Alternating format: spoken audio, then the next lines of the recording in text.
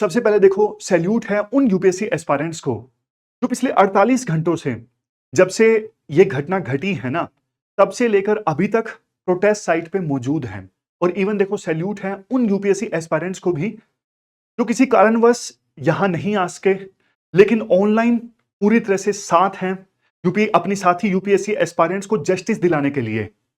लेकिन देखो आज काफी समय प्रोटेस्ट में बिताने के बाद जो मैंने स्टूडेंट्स की बातें सुनी, वहां पर भी मैंने ये बात बोली और यहां पर एक बार फिर से बोल रहा हूं, एस्पायरेंट कम्युनिटी को एकजुट होने की आवश्यकता है। देखो जब से ये ट्रेजेडी हुई ना, उसके बाद से लेके अभी तक हर जगह यूपीएससी एस्पायरेंट्स प्रोटेस्ट कर रहे हैं, चाहे वो पटेल नगर हो, राजेंद्र नगर हो, करोल बाग हो, ऑनलाइन हो, हर जगह यूपीएससी एस्पायरेंट्स अपनी आवाज उठा रही हैं। बट देखो हमें उस आवाज में एकजुटता लानी होगी। हर जगह यूपीएससी एस्पायरेंट्स जस्टिस की मांग कर रहे हैं, लेकिन देखो सभी यूपीएससी एस्पायरेंट्स की सिमिलर डिमांड होनी चाहिए। अगर सभी एस्पायरेंट्स मिलकर आवाज उठाएंगे तो वो सोच के देखो वो आवाज कितनी ज्यादा बुलंद होगी। जैसे देखो आज जब मैं प्रोटेस्ट में था, एलजी वहां पे आए। देखो कुछ स्टूडेंट्स जैसे आगे बैठे उनकी अलग डिमांड, कुछ पीछे बैठे उनकी अलग डिमांड, तो इवन एलजी कंफ्यूज हो जाएंगे कि किन से बात करें किन से ना बात करें।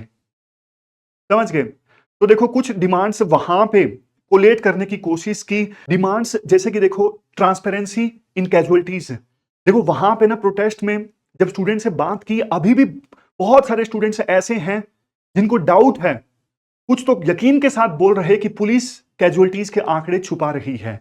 हालांकि देखो 48 घंटे अब हो चुके हैं उस घटना को हुए, लेकिन फिर भी देखो स्टूडेंट्स की मांग ये है कि पुलिस को ट्रांसपेरेंटली कैजुअलिटीज की फिगर, जो लोग इंजर्ड हुए हैं उनका पूरा नाम, सब कुछ ट्रांसपेरेंटली पुलिस को बताना चाहिए।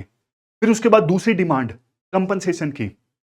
अब देखो बच्चों की डिमांड ये है 2 करोड़ रुपए उन साथी एस्पायरेंट्स के परिवारजनों को जिन्होंने अपनी बहुमूल्य जान खोई इस हादसे में, या फिर नीलेश जिसकी 3 दिन पहले पटेल नगर में करंट लगने से डेथ हुई थी। तो 2 करोड़ कंपनसेशन और परिवारजनों में से किसी एक को नौकरी। अब यहां पे बहुत सारे एस्पायरेंट्स अलग ओपिनियन भी रख रहे थे, कोई 1 करोड़ बोल रहा था, कोई 5 करोड़। लेकिन देखो इसीलिए मैं बोल रहा हूं एकजुटता जरूरी है, तभी मिलके अपनी मांग अथॉरिटीज तक रखी जा सकती है। इसके बाद देखो डिमांड जैसे कि अकाउंटेबिलिटी। ये हादसा हुआ, हादसा देखो नेचर के कारण नहीं हुआ, जिसकी भी गलती है, चाहे वो एमसीडी से हो या फिर किसी और अथॉरिटी से हो, अकाउंटेबिलिटी फिक्स होनी चाहिए। और इसके लिए रिटायर्ड हाईकोर्ट जज की अध्यक्षता में एक जांच कमेटी गठित की जा सकती है, ताकि जो भी दोषी हैं उनको जस्टिस दिया जा सके, उनको उन पे कार्रवाई की जा सके। इसके बाद देखो डिमांड जैसे कि रेगुलेशन ऑफ कोचिंग सेंटर्स। जी हां, मैं तो बिल्कुल ट्रांसपेरेंटली बोल रहा हूं, मैं खुद कोचिंग सेंटर का एक हिस्सा हूं। लेकिन देखो कोचिंग सेंटर्स का रेगुलेशन जरूरी है, चाहे देखो फीस हो, चाहे देखो उनका कामकाज के दूसरे तरीके हों, स्पेस हो, कोचिंग सेंटर्स में रेगुलेशन जरूरी है।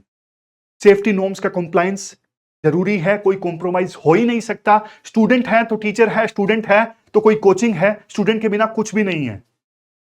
इसके बाद देखो डिमांड जैसे कि सिविक इंफ्रा। बात देखो सिर्फ राजेंद्र नगर की नहीं है, यहां पे दिल्ली में आप मुखर्जी नगर देख लीजिए, पटेल नगर देख लीजिए और दूसरे स्टूडेंट एरिया देख लीजिए। सिविक इंफ्रा इंप्रूव होना चाहिए। अगर इस प्रोटेस्ट की हम बात करें तो बार बार पानी जमा होता है, पिछले 12 साल से तो मैं देखता आ रहा हूं कि यहां पे पानी जमा होता है।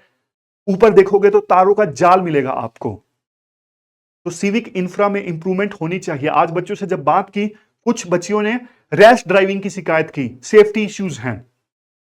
इसके बाद डिमांड इवन जो मकान मालिक हैं वो बच्चों को एक्सप्लॉइट ना कर सके, उन्हें रोकने की। रेंट इतना ज्यादा है, इतना ज्यादा है मार्केट रेट से। माचिस की डिब्बी जितने कमरे, यहां पे 10 बाय 10 के रेंट 15,000 20,000, सिक्योरिटी कभी वापस नहीं मिलती, ब्रोकरेज इतनी ज्यादा। तो यहां पे रेंट रेगुलेशन होना चाहिए।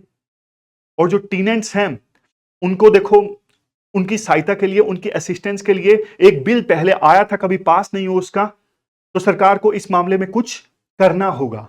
आप बोलोगे सर आप क्यों नहीं इस प्रोटेस्ट का लीडर बन जाते। देखो, मैं आपको एक चीज बताता हूं, आपने एथिक्स पढ़े हैं, जो डिमांड्स हैं उन डिमांड्स में एक डिमांड ये भी है, कोचिंग सेंटर का रेगुलेशन होना चाहिए। तो देखो, एक पर्सन जो खुद कोचिंग सेंटर में पढ़ाता है वो कैसे लीडर बन सकता है? साफ साफ कॉन्फ्लिक्ट ऑफ इंटरेस्ट है। लेकिन देखो, कोचिंग सेंटर में पढ़ाने के साथ साथ मैं खुद एक्स एस्पायरेंट हूं, यहीं पे पिछले 12 साल से यहीं पे मैंने पढ़ाई की है, उसके बाद से पढ़ाया है। और टीचर्स टीचर्स देखो क्या है, मतलब स्टूडेंट्स के बिना टीचर्स क्या हैं? तो बात देखो इतनी है, सभी एस्पायरेंट्स को एकजुट होना चाहिए और मिल के अपनी आवाज उठानी चाहिए, और फिर जो आवाज उठेगी वो आवाज देखो अथॉरिटीज के कानों में गूंजेगी। यही देखो वहां से मेरा कंक्लूजन है। और देखो, आगे भी ये चलता रहेगा, लेकिन जब एकजुट होकर आवाज हम उठाएंगे तब ये ज्यादा इफेक्टिव होगा।